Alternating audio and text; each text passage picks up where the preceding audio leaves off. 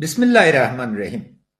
هموطنان عزیز، خواهران و برادران گرامی، جوانان توانا، اطفال عزیز، فرارسیدن ایام خجسته عید سعید فطر و سال نو هجری را به همتان از صمیم قلب تبریک میگویم. گران ایوادوالو، خوین داورونو، دست دی کوچنی اختر مبارکی وایم. نیکی هیلی دی نوی کال دی پاره در تا غوارم او خاصا زوانان او کوچنیان چه اختر دی دوی تا دیر مبارک اختر غوارم او طولو تا دی طاعاتو او عباداتو قبولی دی خدای جل شانهو در بار نغوارم. مطمئنم چې د غازی کړېدلی ولس به هم په خپلو دعاګانو کې نوی هیر کړی. عزیز وطنداشتlarimiz Hayet mübarek eyyame ve engiz kutluq bulsin. خواهران و برادران گرامی، ماه مبارک رمضان ماه همبستگی است. ما به یک تمدن بزرگ اسلامی تعلق داریم و همه ما باورمند به ارزش‌های والای اسلامی هستیم و هدف ریاضت در ماه مبارک رمضانی است که درک کنیم که افراد فقیر، یتیم و بدون بضاعت چگونه زندگی میکنن و در این بخش مهمترین مسئله اعمال نیک است، چون 53 بار در قرآن شریف تأکید بر عمل صالح است که معنایش عمل نیک است، فکر نیک است، صبر نیک است و همه تنها به گفتار نیست، به عمل است. خوین داورونو، قرآن شریف که الله تعالی فرمایلی دی چې بهترین قصه د حضرت یوسف قصه ده. د لس ناسکه ورونه درلودل چې له ده نه مشر او یو سکه ورور یې درلوده چې له ده نه کوچنی او دا لس ورونه چې له ده نه مشرانو د سره ډېر حسره درلوده او غوښتل چې یا دی مړ کړي یا یې لرې کړي او په څاه یې واچو او له هغه ځای نه یو کاروان دی یې واخیسته، خرڅ یې کړه، په مصر کې بندیخانې ته لاړ. اما الله تعالی ده ته د خوب تعبیر علم ورکړی و. د مصر خزانه دار یا صدر اعظم د مصر خوب ولیده چې او ضعیف وایي او قوي غواړي او د دې خوب تعبیر چا نسو کولی تر څو حضرت یوسف ته لاړل او هغه دا تعبیر وکړه، ویلې او کاله به پریمانی راځي او پس له هغه نه به وچکالي راځي او د او کالو کې باید ټول کدوګانې و دا ډک سي. د کرهنې ترتیب یې ونیو چې ټول د مصر ولس او د ګاونډي ملکو ولسونو ته یې نجات ورکړه. خاتمه یې دا ده چې خپل ورونه یې وبخل او دا ټول سره یو ځای سي. دا قصه ده، اما روایت ډیره مهمه ده چې په دې باندې پوه سو، ځکه اساسات دي دلته. لومړی خبره دا ده چې اداره علم ده. خدای جل شانه ویلې چې علایم ولولئ، آیات ولولئ. هغه وخت کې خوب کې لیدل، اوس ګورئ چې اداره بېله علم نه او پوهې نه نه کېږي. حکومتداري تیاری نیول دي راتلونکي ته. که په یو پریشان خوب باندې خزانه دار یا صدر اعظم د مصر حضرت یوسف ته مراجعه کوي، نو تاسو فکر وکړئ چې اوسني شرایطو کې د پلان جوړول او د هغه عملي کول څومره توان غواړي او څومره فکر او تیاری غواړي. دریم، زعامت مسئولیت ده. هر څوک چې زعامت دعوا لري ولس ته مسئول ده. د ولس ځان ته، د ولس مال ته او د ولس راتلونکي ته. د ولس پانګې امانت دي. بیت المال کې شفافیت او محاسبه پکار ده. بیت المال د ولس ده، لکه چې نوم ده او مصرف نیک اعمالو دپاره ده. محتسب دا نه ده چې نور مجبوروي. بلې خوا یې ارزښتونه دي. دوه رقم ارزښتونه دي دې قصې کې. اول حسره ده، بخل ده او غرور ده.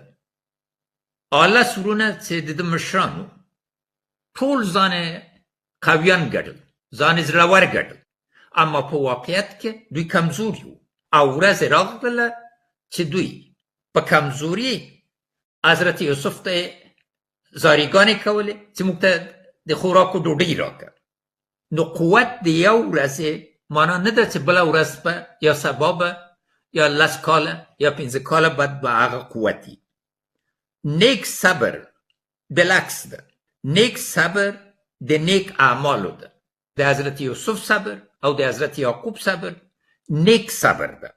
دلته نفاق او وفاق بیا هم سره پرتله کیږي. د نفاق نتیجه څه ده؟ پښیماني ده. او د وفاق نتیجه څه ده؟ سوکالي ده.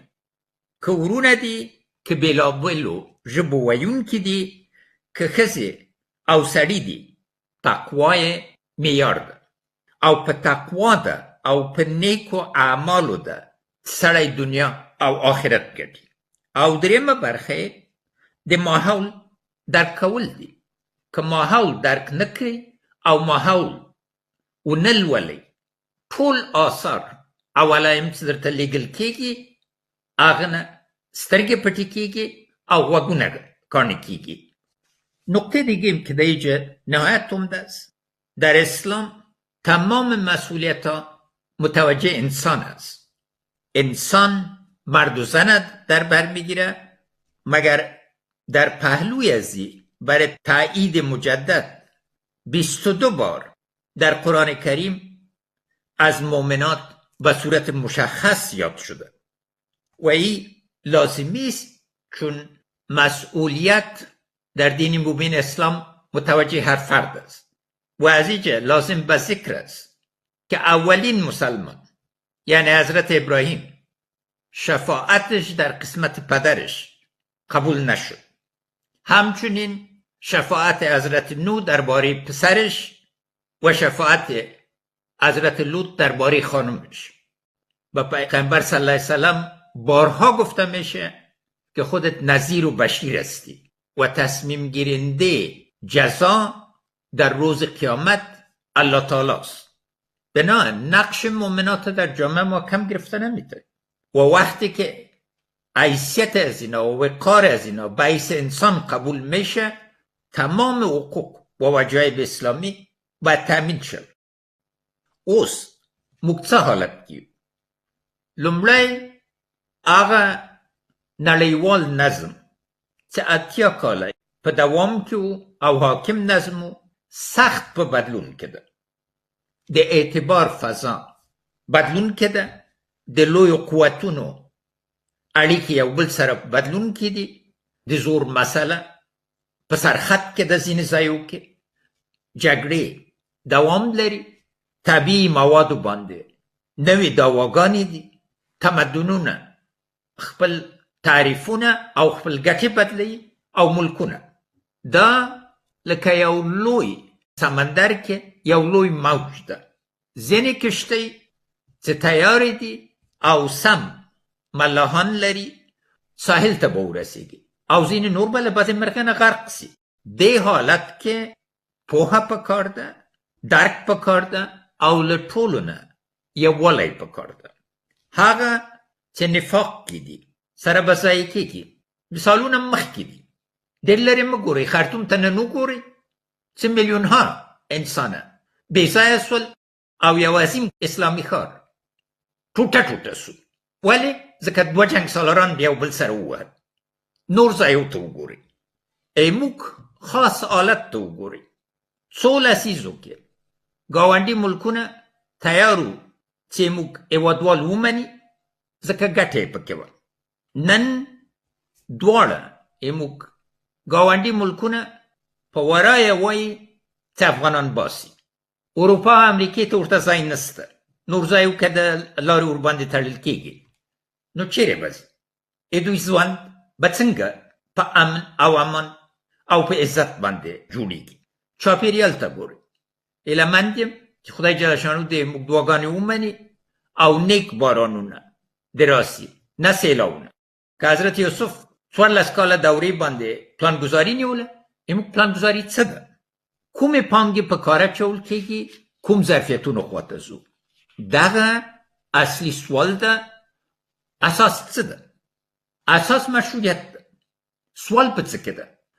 19مه پیړۍ هم بایلوده، 20مه پیړۍ هم بایلوده، د 21مې پیړۍ لومړی 25 کال هم بایلوده. مخکې 300 کلیزه د افغانستان ده. په 2040 کې آیا هغه ملک چې احمدشاه بابا وګاټه به پالل سوی؟ آیا د افغان ځوان به د نورو مزدورانی یا دا چې به په عزت ګرځي؟ د افغان پاسپورت به حیثیت لري او د افغان نوم به بیا حیثیت لري. خبره دا نه ده چې افغانستان د چا ده. افغانستان د ټولو افغانانو ده، د ټولو وطنوالو ده. هر افغان زړه په افغانستان باندې مین ده. دردونه د ټولو یو دي. شاید په مختلفو ژبو یې وایو، په مختلفو لارو یې وایو، اما زړونه هم یو دي، دردونه هم یو دي، برخلیک هم یو ده. ضرورت د دې ده چې مشروع د لوبې اصول راولو چې ټول پکې ټول سو او ټول ځان پکې وګورو. زه باورمند یم چې موږ جمعي عقل او ملي اراده موږ راتلونکی ترانه راوستی سي، اما که د دې مخه ونیسي له بدمرغۍ نه بیا به تیاره مخکې راتلونکي 15 تر 10 کاله پورې به نړیوال توګه سخت کالونه وي. د کالونو کې د باندنیو مرستې هیلې نه سترګې وباسئ، اما ملک کې لویه پانګه ده، ام انساني پانګه ده، ام مالی پانګه ده او خاصتا طبیعي منابع او دا پانګې دي. د دغه پانګو جوړول بې له هغه ترتیب د علم، ادارې، مسئولیت او سمه حکومتداري نه چې مثال د حضرت یوسف کیسې نه ده، په غیر لغنه نه کیږي. د خدای تعالی هدایتونه واضح دي په دې قصې کې. خبره په دې کې ده چې موږ درک کوو او ورباندې عمل کوو که نه.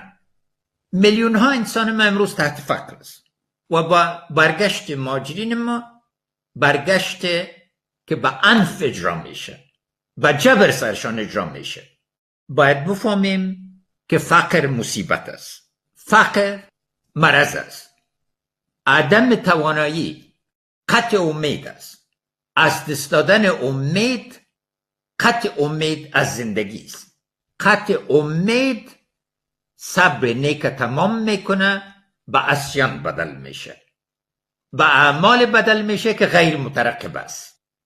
باز راه اتفاق و وفاق به مراتب مشکل تر میشه.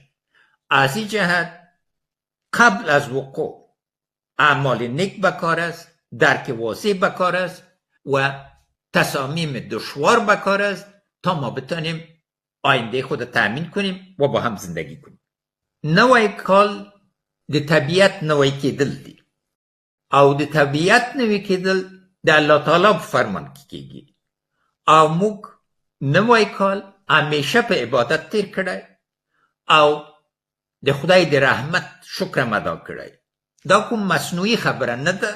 دا په سلهاو پیړیو کې ځکه خلکو دې ته په قدر کتلي چې برته باران، واوره، اوبه، ښکلا دا ټول ژوندي کېږي او دا بار بار بیا هم مثال ده چې پس له ژوند نه مرګ ده او پس له هغه نه بیا ژوند ده، ابدي ژوند چې هلته به د نیکو اعمالو قدر وسي په جنتو کې انشاءالله تعالی او د بدو اعمالو سزا به ورکول کېږي.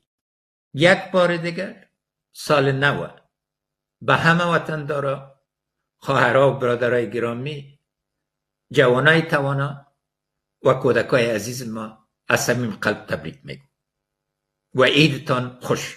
زنده باد افغانستان، یشسن افغانستان، تل دیوی افغانستان.